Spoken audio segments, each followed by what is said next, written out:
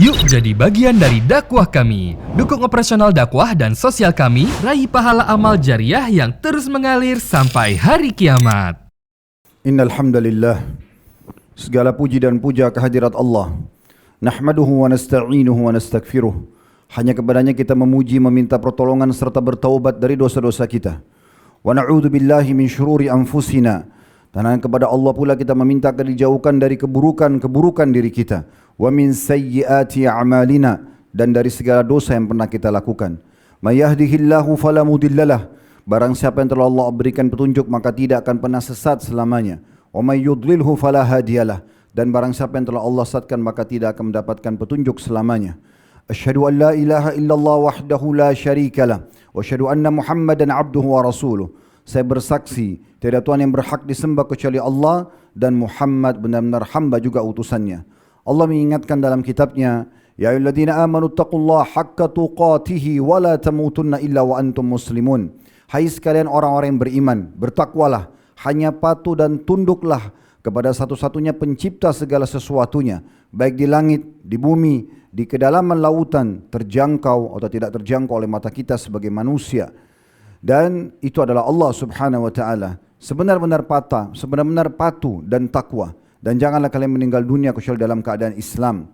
Di ayat yang kedua Allah juga mengingatkan, ya ayuhan nasu taqu rabbakumul ladzi khalaqakum min nafsin wahidah wa khalaqa minha zawjaha wa bassa minhuma rijalan katsiran wa nisaa'a wattaqullaha alladzi tasaaluna bihi wal arham innallaha kana 'alaikum raqiba.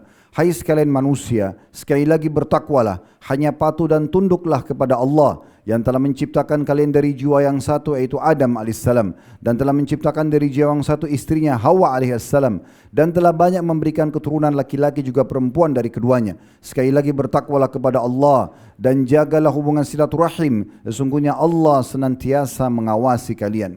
Di ayat yang ketiga Allah juga mengingatkan, ya ayyuhalladzina amanu taqullaha wa qulu qawlan sadida yuslih lakum a'malakum wa yaghfir lakum dhunubakum wa man yuti'illaha wa rasulahu faqad faza fawzan 'azima.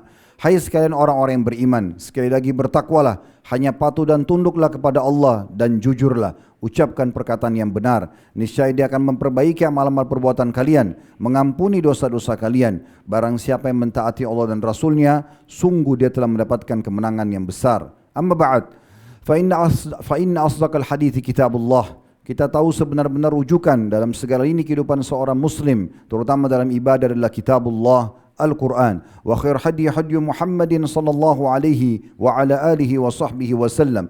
Dan sebaik-baik petunjuk surat Quran adalah petunjuk Nabi besar Muhammad sallallahu alaihi wa ala alihi wa sahbihi wasallam yang dikenal dengan sunnah. Fa inna syarrul umuri muhdatsatuha. Sesungguhnya perbuatan yang buruk dalam ibadah yang tidak punya rujukan dari keduanya. Wa inna kulla muhdatsin bid'ah. Semua perbuatan ibadah yang tidak punya rujukan dari keduanya dikenal dengan perbuatan baru dalam agama. Wa nabidatin dalalah. Perbuatan baru itu akan membawa pelakunya pada kesesatan. Wa inna dalala finnar. Dan kesesatan akan membawa pelakunya ke dalam api neraka.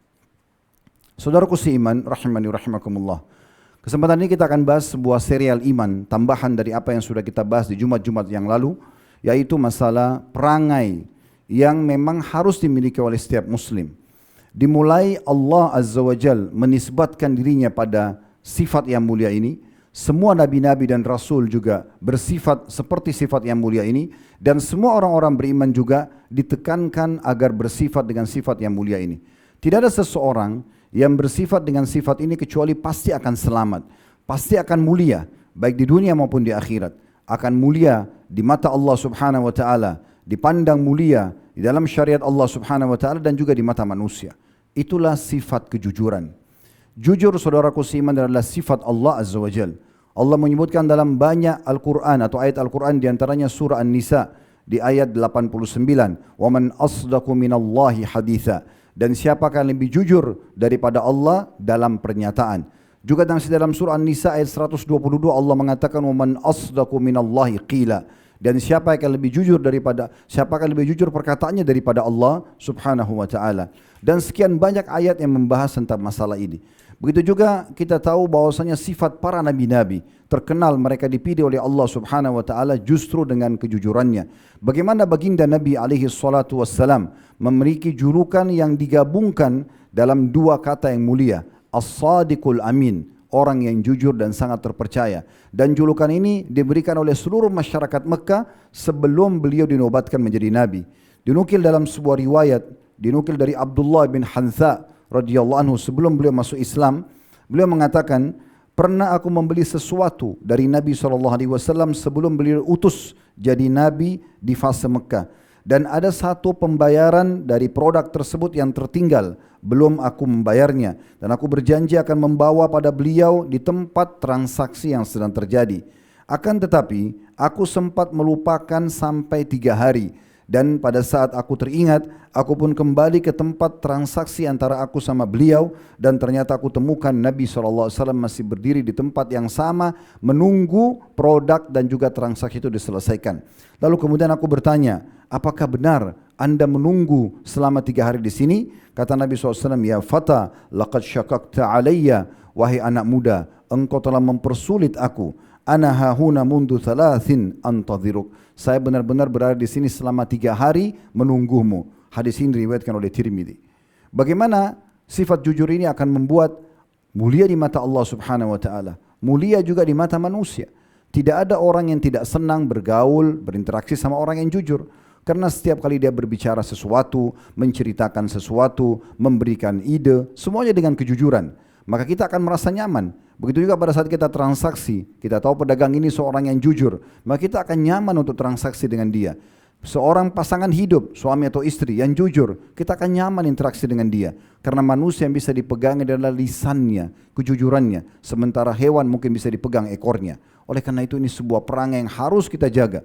Disebutkan oleh Syekh Abu Bakar Jazair rahimahullah, beliau menyebutkan dan menyimpulkan tentang pentingnya kejujuran dalam kehidupan seorang muslim dalam kitab beliau dalam Minhajul Muslim di halaman 304, tentu dari buku yang sudah diterjemahkan. Kata beliau, seorang muslim memandang kejujuran bukan hanya sekedar akhlak yang utama saja yang wajib dilakukan, tetapi ia harus memandangnya lebih jauh daripada itu. Karena kejujuran adalah penyempurna iman dan juga Islamnya. Sebab Allah telah memerintahkannya demikian seraya memuji hambanya yang menyandang sifat ini. Terlalu banyak firman Allah Subhanahu wa taala yang menyinggung dan memerintahkan kita untuk jujur, bahkan menjanjikan banyak sekali janji-janji positif bagi orang-orang yang jujur. Di antaranya surah Al-Ahzab surah nomor 33 di ayat 35-nya Allah Subhanahu wa taala berfirman setelah menyebutkan sifat-sifat orang-orang beriman. Di antara potongannya was-sadiqina was-sadiqat, dan laki-laki yang jujur dan juga perempuan yang jujur. Lalu terus berlanjut beberapa sifat, akhir ayatnya Allah Subhanahu wa taala mengatakan a'addallahu lahum maghfiratan wa ajran 'azima. Mereka semua itu termasuk di antaranya laki-laki dan perempuan yang jujur, Allah janjikan bagi mereka pengampunan dosa-dosa dan juga balasan yang sangat melimpah. Demikian pula Allah memerintahkan kita agar selalu bergaul dengan orang-orang jujur, berinteraksi dengan mereka, supaya perangai itu menjadi perangai kita. Disebutkan dalam surah At-Taubah, surah nomor 9 ayat 119. Ya ayyuhalladzina amanu taqullaha wa kunu ma'as sadiqin. Hai orang beriman, bertakwalah kepada Allah, patuh dan tunduklah kepadanya, dan ucap atau bersamalah dengan orang-orang yang jujur. Ibnu Qayyim juga rahimahullah menyebutkan dalam buku beliau Madarikus Salikin di jilid 11 di halaman 279, yang terjemahnya kedudukan kejujuran adalah kedudukan yang paling agung, yang darinya bersumber kedudukan orang-orang yang berjalan menuju Allah. Artinya semua orang yang mau dianggap baik dan bertakwa sama Allah, sempurna imannya, harus punya sifat kejujuran. Sekaligus dia adalah sebagai jalan yang terlurus, yang barang siapa tidak berjalan di atasnya, maka pasti akan binasa. Dengannya pula, maksudnya kejujuran, dapat dibedakan antara orang-orang munafik dengan orang-orang beriman. Serta juga bisa dibedakan antara penghuni surga dan penghuni neraka. Karena orang-orang jujur akan menjadi penghuni surga. Bahkan kita tahu level tertinggi di surga itu dihuni oleh para nabi-nabi, para syuhada, orang mati syahid, para orang-orang siddiq yang jujur dan juga orang-orang yang saleh. Begitu juga kejujuran ibarat pedang, kata beliau. Ibarat pedang Allah di muka bumi, tiada suatu pun yang diletakkan di atasnya melainkan akan terpotong olehnya. Dan tidaklah kejujuran menghadapi kebatilan, melainkan ia akan melawan dan mengalahkannya. Serta tidaklah ia menyerang lawannya, melainkan ia pasti akan menang. Barang siapa yang menyuarakannya, niscaya kalimatnya akan terdengar keras. mengalahkan suara musuh-musuhnya. Kejujuran merupakan ruh amal. Artinya semua amal kalau tidak dimulai dengan kejujuran maka akan batil. Ya. Kejujuran adalah merupakan ruh amal, penjernih keadaan. Kalau lagi keruh keadaan kita, maka bisa baik dengan kejujuran, mengakui kesalahan misalnya atau mengucapkan yang benar, penghilang rasa takut dan juga pintu masuk bagi orang-orang yang menghadap kepada Rabb yang mulia. Rasulullah SAW menganjurkan kita selalu jujur.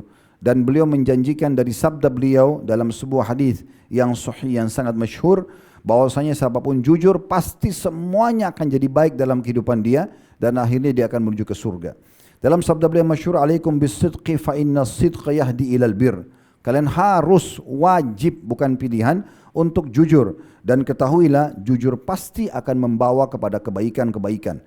Wa innal birra yahdi ilal jannah, dan kebaikan akan pasti memandu ke surga. Wa ma yazalu rajulu yasduqu wa yataharra sidqa hatta yuktaba indallahi siddiqa. Dan seseorang itu terus saja jujur dan dia menjaga kejujuran selama hidupnya sampai dia akan dicap dan dicatat sebagai orang yang jujur. Wa iyyakum wal kadhiba, sebaliknya kata Nabi SAW, hati-hati kalian dan jauhi sifat sombong, sifat bohong, lawan daripada kejujuran. Fa innal kadhiba yahdi ilal fujur, karena kebohongan pasti akan membawa kepada kefajiran atau kemaksiatan atau dosa. Wa innal fujura yahdi ilan nar, dan kemaksiatan atau fujur akan membawa kepada neraka. Wa ma yazalu rajulu yakdzibu wa yataharra al kadhiba hatta yuktaba indallahi kadzdzaba. Dan seseorang laki-laki terus saja bohong dan menjaga kebohongan itu menjadi perangainya sampai dia akan dicatat dan dicap sebagai pendusta. Salah satu maknanya adalah dia akan berbohong seumur hidupnya. Sementara Allah Subhanahu wa taala menghardik dalam banyak ayat Al-Qur'an, di antaranya tentang larangan, ancaman orang yang berbohong. Dalam surah Az-Zariyat surah nomor 51 ayat 10 sampai ayat 11, qutilal kharrasun alladzina hum fi ghamratin sahun. Terkutuklah orang-orang yang suka berdusta. Terkutuk artinya diangkat berkah hidupnya dan dia akan sulit melalui kehidupan tersebut, yaitu orang-orang yang terbenam dalam kebodohan dan juga kelalaian. Artinya dia tidak mau belajar sehingga dia tidak mau ubah keadaan dia dari berbohong dan menipu kepada kejujuran itu sendiri. Juga Allah Subhanahu wa taala memberikan gambaran bahwasanya Allah tidak akan pernah memberikan petunjuk dan kemudahan bagi orang yang berbohong. Dalam surah Yunus surah nomor 10 ayat 28, Allah berfirman, "Innallaha la yahdi man huwa musrifun kadzdzab." Allah tidak akan pernah memberikan petunjuk orang-orang yang melampaui batas dan juga pendusta. Di dalam hadis Bukhari disebutkan bagaimana beratnya siksaan orang yang suka berbohong, yaitu tentang hadis Isra dan Mi'raj. Di saat Nabi SAW diperlihatkan beberapa siksa-siksa yang akan menimpa nanti umat manusia. Di antaranya tentang masalah bohong. Nabi SAW diperlihatkan keadaan yang luar biasa. Ada orang yang disobek mulutnya sampai tengkuknya, matanya sampai tengkuknya, dan seterusnya. Ya. Akhirnya Nabi SAW tanya kepada Jibril, siapa orang ini? Kenapa begitu berat siksaannya? Maka Jibril mengatakan, wa ammar rajulu ladzi ataita alaihi yusharsharu shidquhu ila kafah. Adapun laki-laki yang sempat engkau lihat dan engkau datangi hai Muhammad, yang ujung mulutnya disobek sampai ke tengkuknya, ditarik sampai ke lehernya bagian belakang, wa mankhiruhu ila kafa, dan hidungnya ditarik juga disobek sampai ke tengkuknya, wa ainuhu ila kafa, dan juga matanya sampai ke tengkuknya, fa inna rajulu yaqdu min baitihi, ia adalah seseorang laki-laki yang keluar dari rumahnya, fayakdzibul kadzbata tablugul afaq, di mana dia berbohong dan akhirnya bohongnya dia itu menyebar sampai ke seluruh pelosok bumi ini. Kita bisa lihat dari hadis ini bagaimana ya dihardiknya oleh Nabi SAW dan Allah SWT menjanjikan ancaman yang berat bagi orang-orang yang memang berdusta. Dan tentu dalil tentang masalah dusta cukup banyak. Kita akan fokus membahas tentang masalah kejujuran. Kejujuran dibagi oleh ulama menjadi beberapa bagian. Puncak tertingginya adalah jujur kepada Allah Subhanahu wa taala. Jadi memang apapun yang kita lakukan, kita harus sebagai seorang muslim hubungkan dengan Allah Subhanahu wa taala. Kita kalau kerjakan sebuah ketaatan atau ibadah, kita kerjakan karena Allah, atau bahasa lainnya ikhlas sehingga diterima dan diberikan pahala maksimal. Kalau kita pun meninggalkan sesuatu yang memang itu diharamkan, jujur juga. Kita meninggalkan karena Allah subhanahu wa ta'ala. Itu namanya jujur dengan keimanan. Ini puncak tertinggi daripada kejujuran tersebut. Beda dengan orang munafik yang pura-pura dengan keimanan mereka. Bermuka dua. Sehingga akhirnya Allah menjelaskan tentang sifat mereka mudzabbina baina dzalik. Mereka bimbang apakah ke orang beriman atau kepada orang kafir. La ilaha ula wa la ilaha ula. Maka karena mereka tidak jujur dengan keimanan, mereka bimbang dalam kehidupan mereka. Harus berwajah dua. Kalau sama orang beriman, mereka menggunakan kosakata orang beriman dan berpakaian seperti mereka, berangai seperti mereka, beribadah seperti mereka. Kalau sama orang kafir, mereka juga tampil seperti orang-orang kafir. Orang beriman tidak memiliki hal tersebut. Mereka jelas apa yang nampak depan mata mereka, di depan mata orang-orang, itulah yang ada juga dalam hatinya. Semuanya dengan kejujuran. Dan Allah subhanahu wa ta'ala menyebutkan tentang masalah keimanan atau jujur dalam keimanan dalam banyak dalil-dalil Al-Quran. Di antaranya firman Allah subhanahu wa ta'ala dalam surah Al-Ma'idah. Surah nomor 5 ayat 119. Qala Allahu hadha yawmu yanfa'u as-sadiqina sidquhum lahum jannatun tajri min tahtiha al-anharu khalidina fiha abada radhiyallahu anhum wa radu an dzalikal fawzul azim.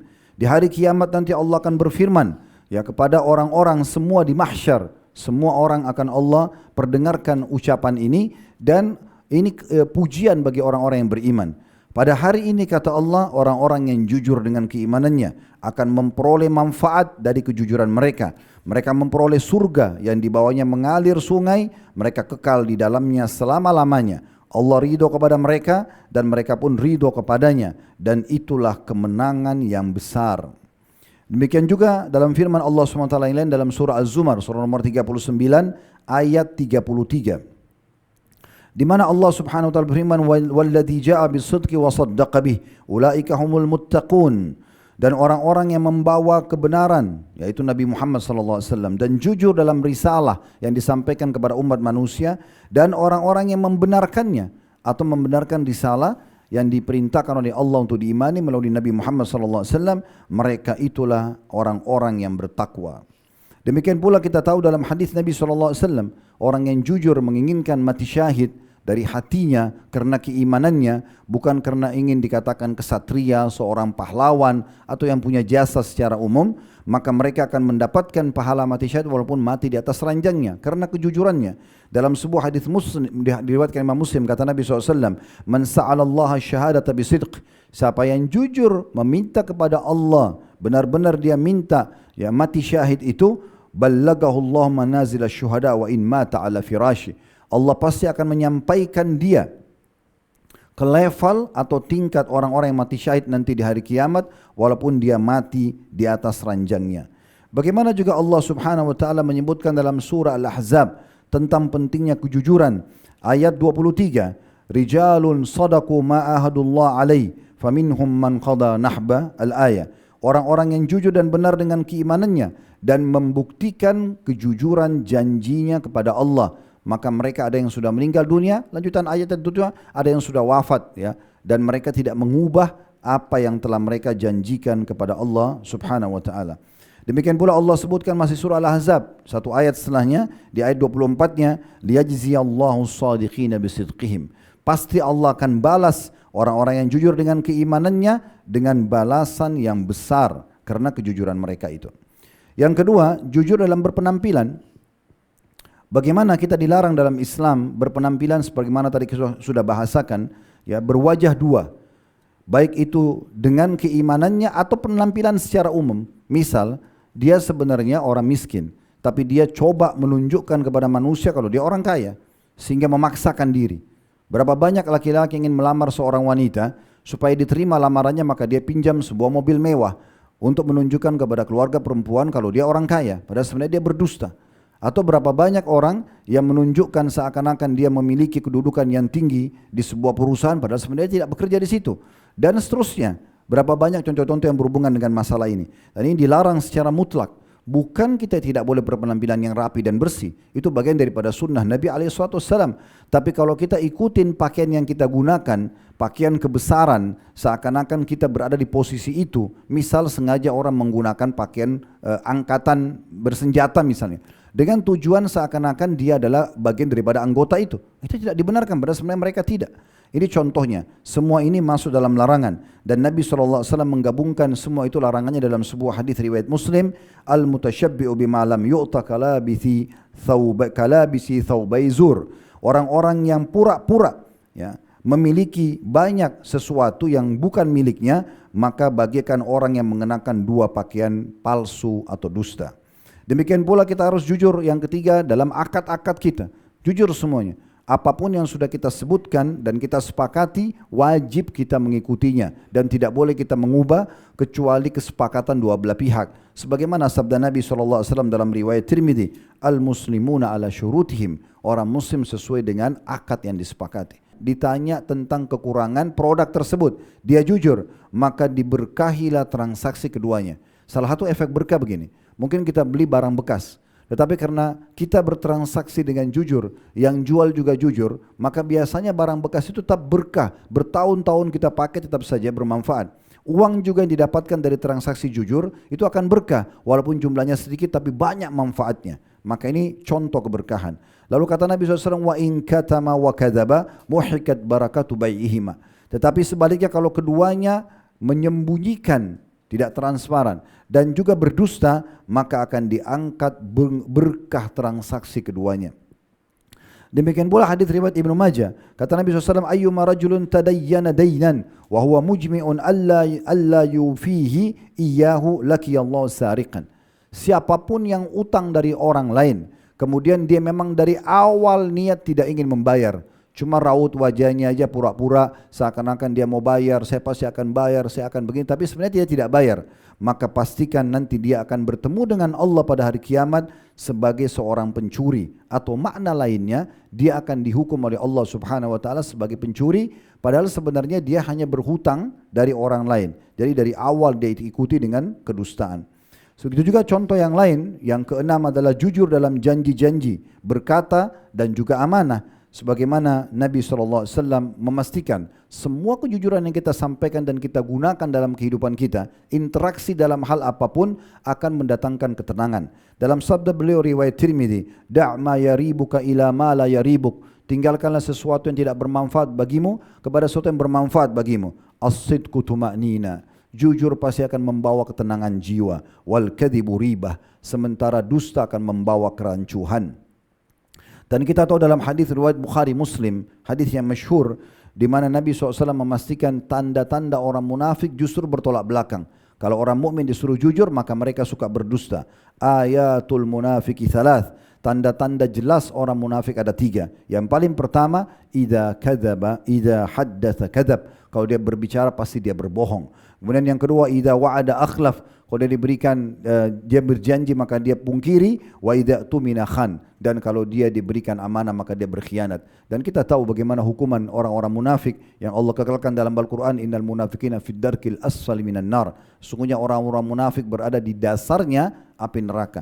Dan dalam hadis yang lain mirip dengan ini tapi ditambahkan dengan satu lagi sifat orang munafik. Kata Nabi SAW, 4 sifat kalau ada semuanya pada seseorang pastikan dia munafik tulen. Pasti dia tulen munafik sampai dia tobat kembali. Kalau ada salah satu sifat-sifat ini, maka ada padanya sifat-sifat kemunafikan sampai dia meninggalkannya. Lalu disebutkanlah 3 hal tadi. Kalau dia berbicara dia bohong, kalau dia berjanji dia ingkari, kalau dia diberikan amanah dia berkhianat. Lalu ditambah dengan satu, kalau dia bertikai maka dia curang. Kalau dia sampai berdebat, bermasalah, masuk ke pengadilan, maka dia buat manipulasi data dan segala macam untuk membenarkan sikapnya. Kalau ada sifat-sifat ini berarti dia munafik tulen. Dan kita tahu orang-orang munafik lebih berat siksanya daripada orang-orang kafir. Karena orang kafir jelas arahnya, kita tahu ini orang kafir dan kita tahu bagaimana bersikap dengan dia. Tapi orang munafik dia berbaju seperti kita orang-orang beriman. Oleh karena itu siksa mereka lebih berat. Dan kita tutup teman-teman sekalian bagaimana luar biasanya kejujuran harus selalu dijaga di dalam kehidupan kita. Disebutkan sebuah kisah yang terjadi di masa kejayaan Hajjaj bin Yusuf, seorang pemimpin yang zalim di masa itu. Semua orang tidak boleh membantahnya. Kalau ada yang membantah, minimal di penjara, maksimal bisa dibunuh. Membantah saja. Dan dia kalau khutbah Jumat atau dia lagi menyampaikan ceramah, tidak boleh ada yang bantah. Mau selama apapun dia berbicara. Satu waktu dia pernah khutbah Jumat di Irak. Kemudian karena lamahnya dia berbicara, ada satu orang yang mengatakan as-salah. Dengan santun orang itu mengatakan, maksudnya sudah saatnya masuk waktu sholat. Karena terlalu panjang khutbah yang disampaikan. Maka dia pun marah lalu dia suruh orang tersebut dipenjarakan. Maka pada saat dipenjarakan, orang-orang tahu yang sedang menegur ini adalah orang saleh. Dia mengingatkan dengan cara yang baik dan santun. Walaupun sebenarnya adabnya dia tidak boleh memberhentikan khutbah. Lalu kemudian orang-orang mengatakan, mungkin orang tersebut, wahai Hajjaj, adalah orang yang gila, hilang akalnya. Atau mungkin lagi stres, lagi ada masalah. Maka dia mengatakan, Hajjaj bilang, sampaikan ke orang tersebut dan orang-orang semuanya. Kalau betul dia hilang akal, kalau betul dia itu adalah orang yang stres, lagi ada masalah berat, saya maafkan. Tapi kalau tidak, saya tidak akan maafkan. Waktu sampai ke telinga orang soleh ini, maka dia mengatakan apa? Demi Allah, saya tidak akan pernah memungkiri nikmat Allah yang sedang ada pada diriku. Karena aku tidak gila, tidak stres. Aku menyampaikan dalam kondisi sadar. Maka pastikan aku ucapkan itu dengan benar dan aku tidak berdusta. Maka setelah sampai kepada Hajjaj kejujuran orang ini, maka dia pun akhirnya dilepaskan. Karena Hajjaj tahu dengan kejujurannya. Berapa banyak orang takut jujur? Karena dia pikir kalau dia jujur dia tidak akan selamat. Ini keliru. Justru orang kalau jujur akan selamat. Misal contoh, kita menghadapi sebuah kasus dan kita tahu kita berbohong di situ. Lalu kita transparan, kita mengatakan tidak, sebenarnya seperti ini. Mungkin awalnya kita merasa berat, tapi pastikan masalah kita sudah selesai di waktu itu. Tidak akan jadi PR lagi. Tapi kalau kita bohong sekarang, kita akan bohong lagi pada saat ditanya nanti tahun depan, 2 tahun lagi, 3 tahun lain dan seterusnya. Maka ini akan menjadi satu penyakit jiwa yang mengganggu hanya karena kebohongan. Padahal kalau dia jujur selesai pada saat itu. Dan berapa banyak orang yang selamat karena kejujurannya. Dan kita tutup dengan kisah Imam Bukhari rahimahullah. Beliau memberikan pelajaran kepada kita bagaimana seseorang mukmin itu selain dia jadikan jujur sebagai perangainya, dia juga harus melihat sama siapa dia berinteraksi. Kalau orang itu jujur, baru dia mendakwakan hubungan baik sama dia. Menjadi persahabatan, pasangan hidup, atau teman partner bisnis misalnya, atau seorang atasan, atau seorang bawahan. Itu semua jadi tolok ukur. Tapi karena Imam Bukhari seorang ulama hadis, maka beliau jadikan patokan penerimaan hadisnya. Satu waktu beliau mendengar di ujung Irak ada seorang ahli hadis. Terkenalnya begitu, cukup banyak hadis yang dia hafal dan banyak orang yang ambil ilmu dari dia. Imam Bukhari bertekad datang ke sana untuk mengambil ilmu atau hadis dari orang tersebut. Begitu tiba di lokasinya, kuasa Allah Subhanahu wa taala, orang itu pas kebetulan didekati Imam Bukhari. Imam Bukhari belum bicara apa sama dia. Baru mendekat saja ke orang tersebut kebetulan pegang kuda, kudanya lepas.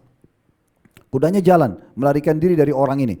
Maka orang tersebut pun mengambil surbannya, lalu kemudian menggoyang-goyangkannya seakan-akan di dalam surban tersebut ada gandum, ya, supaya menarik kuda tersebut. Akhirnya kuda itu tertarik, datang kemudian dipegang sama dia, ternyata gandumnya tidak ada.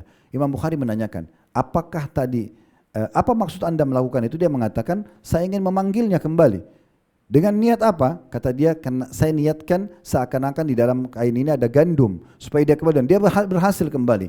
Kata Imam Bukhari kalimat yang masyhur, kami tidak akan pernah menukil hadis dari orang yang mendustahi atau mendustahi tepatnya hewan.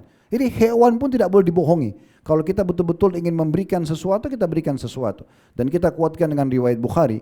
Pernah satu waktu Nabi SAW melihat seorang ibu, pada saat beliau ketemu dengan ibu tersebut, dan anaknya kebetulan juga pergi dari ibu tersebut. Lalu ibu tersebut menggenggam tangannya, seakan-akan memberikan isyarat akan memberikan sesuatu. Maka Nabi SAW mengatakan, ingatlah kalau di tangan kamu tidak ada apa yang kau ingin berikan kepada dia, maka kau dicatat sebagai seorang pendusta. Ibu tadi tuh niatnya ingin memberikan seperti godaan, acuhan untuk supaya dia tertarik. Misalnya potongan makanan, kalau kita mungkin sekarang permen, tapi Nabi SAW sudah ingatkan, kalau yang di tangan kamu yang kamu itu ternyata tidak ada, maka pastikan kau dicatat sebagai orang pendusta.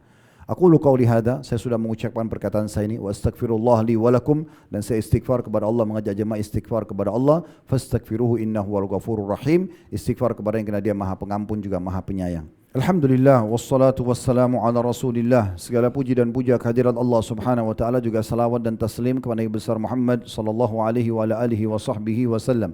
Di khutbah kedua bisa seorang khatib untuk menambahkan isi ceramahnya atau dia tutup dengan doa.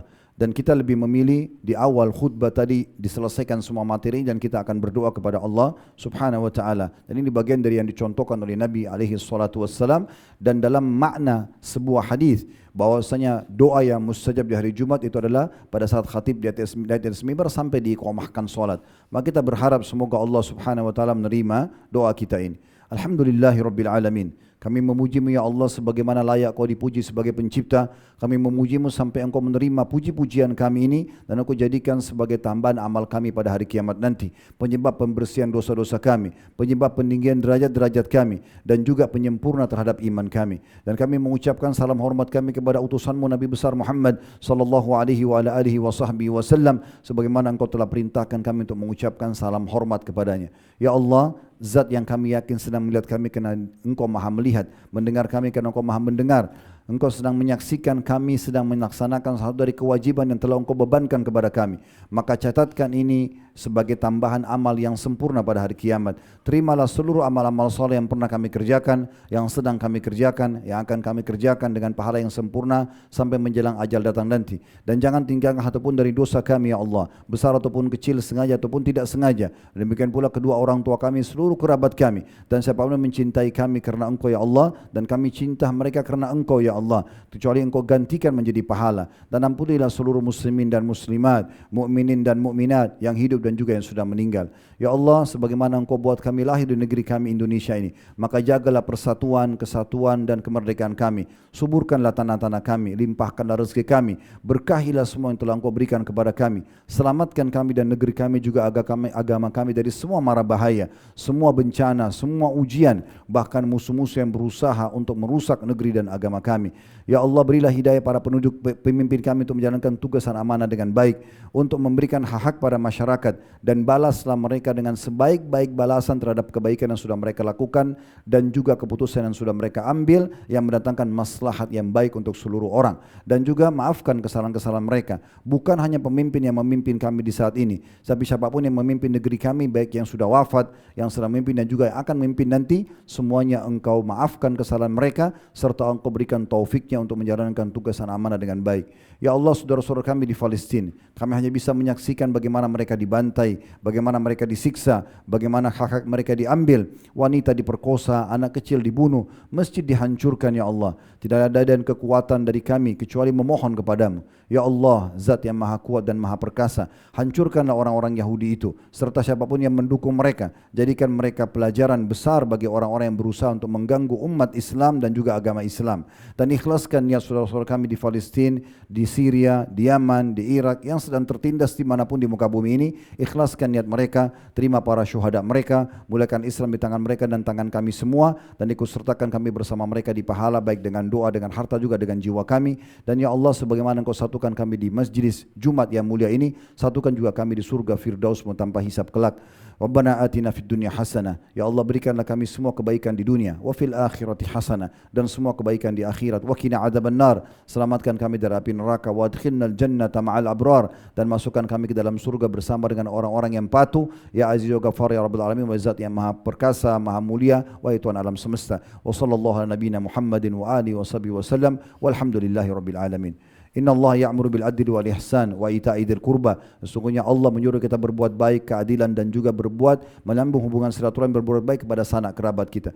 Wa yanha 'anil fahsya'i wal munkari wal baghi, dan melarang perbuatan mungkar, perbuatan keji dan pelanggaran-pelanggaran. Ya'idukum la'allakum tadhakkarun. Itu peringatan dari Allah, jadikan sebagai prinsip hidup kalian. Fadhkurullahal 'azim yadhkurkum. Ingatlah Allah, Dia akan ingat kepada kalian. Washkuru 'ala ni'ami yazidkum. Syukuri nikmatnya, Dia pasti akan tambah. Wa dzikrullahi akbar. Mengingat Allah adalah amal yang paling besar. Wa aqimis shalah, dan dirikanlah salat.